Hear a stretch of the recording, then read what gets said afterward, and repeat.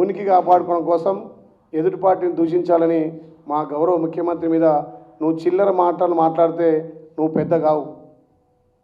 నువ్వు తండ్రిని అడ్డం పెట్టుకొని వచ్చి ఎమ్మెల్యేగా మంత్రి అయినవు. కానీ మా పెద్దలు రాష్ట్ర ముఖ్యమంత్రి వర్యులు అట్టడుగు వర్గాల నుంచి కింది నుంచి కార్యకర్త మనసు తెలిసిన కాంచెల ఒక కార్యకర్తగా, ఒక జెడ్పీటీసీగా, ఒక ఎమ్మెల్యేగా, ఒక ఎమ్మెల్సీగా, ఒక పార్లమెంట్ సభ్యుడిగా వచ్చి అలా తెలంగాణ ప్రజలకు కార్యకర్తలకు అండ ఉండి పల్లెలను అభివృద్ధి చేయాలనే లక్ష్యంతో ప్రజాపాలన అందిస్తుంటే దీన్ని చూసి ఓర్వలేక ఈ డ్రామారావు కొత్త డ్రామాలు తెరలేపిండు.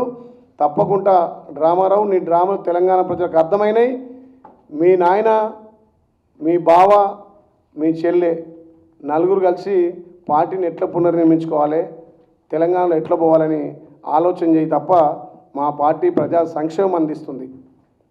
ప్రజలకు అన్ని రకాల మీరు 10 ఏళ్ళు దోచుకొని దాచుకొని అప్పులు రాష్ట్రాన్ని చేసినా, మీరు తప్పులు చేసినా, మీరు అప్పులు చేసినా ఒక్కొక్కటిగా మా గౌరవ ముఖ్యమంత్రి సర్దిద్దుకుంటూ ఇలా ప్రజాపాలన ద్వారా ప్రజా సంక్షేమం, ప్రజా అభివృద్ధి 2 కళ్ళ లెక్క తీసుకుపోతున్నాడు.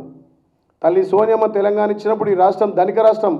ధనిక రాష్ట్రానికి మరి మీ నాయన కేసీఆర్, మీ బావ నువ్వు మంత్రులుగా, ముఖ్యమంత్రిగా దోచుకొని దాచుకున్నారు. ధనిక రాష్ట్రానికి కాస్త 10 సంవత్సరాలుగా దోపిడీ చేసి అప్పుల తెలంగాణ చేస్తే తెలంగాణ ప్రజలు మార్పు కోరుకొని ఇలా ప్రజాప్రభుత్వం మా గౌరవ ముఖ్యమంత్రిగా మీరు చేసిన అప్పులు, మీరు చేసిన తప్పులు ఒక్కొక్కటిగా సర్దిద్దుకుంటూ మీరు ఇయ్యనటువంటి సంక్షేమం, మీరు చేయనటువంటి అభివృద్ధి ఇలా తెలంగాణలో జరుగుతుంటే దానికి నిదర్శనం ఈ స్థానిక సంస్థలు, సర్పంచ్ ఎలక్షన్లు. రేపు రాబోయే రోజుల్లో కూడా జెడ్పీటీసీ, ఎంపీపీ, ఎంపీటీసీలు కూడా 80-85% కాంగ్రెస్ పార్టీ కైవసం చేసుకుంటుంది. ఇకనైనా ఈ చిల్లర మాటలు బంద్ చేసుకోవాలి. కేటీఆర్, మా గౌరవ ముఖ్యమంత్రి మీద మళ్ళొక్కసారి నీవు అవాక్కులు చవాకు పేరితే నీ నాలుకకు వస్తాం, జాగ్రత్త.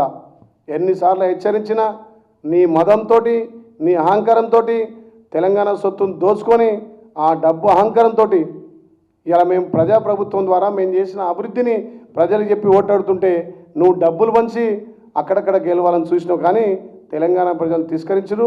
ఇప్పటికైనా మా ప్రభుత్వానికి మీ ప్రతిపక్ష నాయకుడు మరి మీ భావన, నువ్వా, మీ నాయన ఎవరో తెలుసుకొని రేపు జరిగే అసెంబ్లీలో ప్రతిపక్ష పాత్ర నిర్వహించుర్రి.